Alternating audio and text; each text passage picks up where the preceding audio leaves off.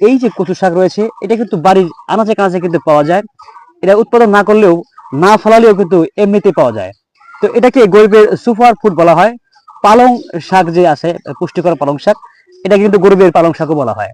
তো এখানে এই কচু যে আমরা অ্যাভেলেবেল বাড়ির আনাচে কানাচে পেয়ে থাকি, এটা কিন্তু আমরা কিন্তু অগ্রাহ্য করি, গ্রাহ্য করে আমরা কিন্তু নিয়মিত খাই না।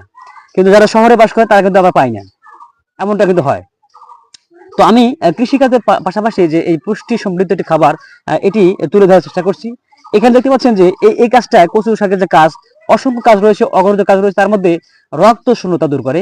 এই কচু শাকের মধ্যে যে পুষ্টিগুণ রয়েছে এটি কিন্তু রক্ত শূন্যতা আপনাদের দূর করবে, এবং পাশাপাশি চোখের যাদের সমস্যা রয়েছে, চোখের সমস্যাগুলো কিন্তু অনায়াসে দূর করবে। যারা আমরা রাত কানা বা রাতে কম দেখি, চোখের ঝাপসা দেখি, এই যে কচু শাক যদি আপনি নিয়মিত খান, তাই কিন্তু অবশ্যই আপনার চোখের কিন্তু সমস্যাগুলো দূর করবে। এবং সেই সঙ্গে আমি বলে রাখি যে যারা বদ হজম রয়েছে, পায়খানার সমস্যা হচ্ছে, কোষ্ঠকাঠিন্য হচ্ছে, বিভিন্ন সমস্যা হয়, তারা যদি এই কচু শাক খান বা কচুর যে সবজি রয়েছে এটা যদি আপনারা নিয়মিত খেতে পারেন, তাহলে কিন্তু আপনাদের এই সমস্যাগুলো দূর হবে, হজম ঠিক হবে এবং পায়খানাটা কিন্তু ক্লিয়ার হবে।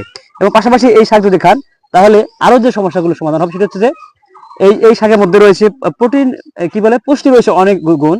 এটা হাড় এবং দাঁতের কিন্তু আপনাদের সমস্যা থেকে দূর করবে, নিরসন করবে, হাড় এবং দাঁতের সমস্যা দূর করবে।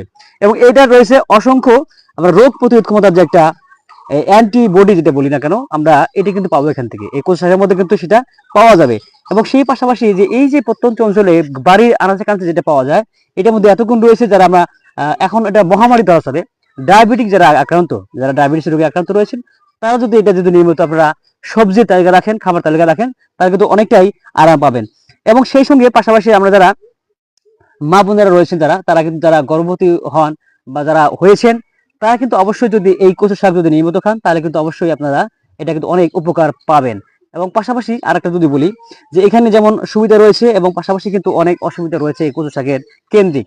এবং সেই ক্ষেত্রে আমি যদি বলি, যারা এই যে গলা চুলকায়, এটা কিন্তু খাওয়ার জন্য কিন্তু বেশ এটা মজা হলেও গলা কিন্তু চুলকাবে, কচু শাক কিন্তু গলা চুলকায়, এমন একটা কিন্তু প্রোডাক্ট। যারা গলা চুলকায়, যারা ধৈর্য ক্ষমতা কম, তারা কিন্তু চুন দিয়ে খেতে পারেন। চুন মিশ্রিত করলে অনেকটাই কিন্তু এই গলা চুলকানোটা কমে যাবে। এবং সেই সঙ্গে যাদের কিডনিতে সমস্যা বা কিডনিতে পাথর হয়ে আছে, এরকম যদি সমস্যা থেকে থাকে, তাহলে কিন্তু অবশ্যই আপনারা কচুটা কম খাবেন, পারলে খাবেন না। এবং সেই সঙ্গে যদি আরো সমস্যা থাকে, যেমন গ্যাস সমস্যা আছে, যাদের পেটের মধ্যে গ্যাস হয় বা ঢেকুর আসে, এই ধরনের যদি সমস্যা থাকে, তাহলে আপনারা কিন্তু কচু শাকটা খেতে পারবেন না।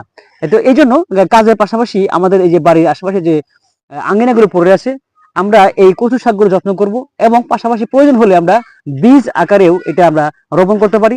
যে সূত্র জায়গাগুলো পড়ে থাকে সেখানে আমরা কিন্তু এটা করতে পারি।